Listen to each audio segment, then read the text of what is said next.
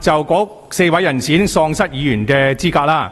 希望大家亦都留意呢，其實法庭同時係頒布咗禁制令嘅，禁止該4位人士呢以立法會議員嘅身份行事，或者係自稱立法會議員嘅身份行事。所以如果各位呢係協助或者鼓勵啲人士呢進入呢個議會，企圖去開會，企圖以呢個議員嘅身份行事呢，其實可能有個法律後果嘅。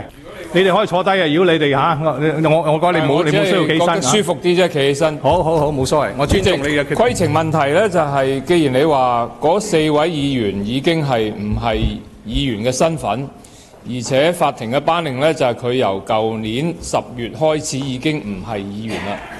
過去我哋財委會作出咁多嘅決定，佢哋投咗票。既然佢唔係議員身份，佢用乜嘢身份去投票？各位同事，嗱，我希望大家咧互相容忍，啊！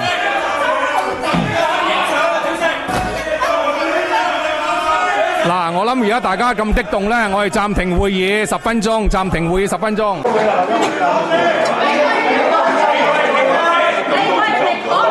你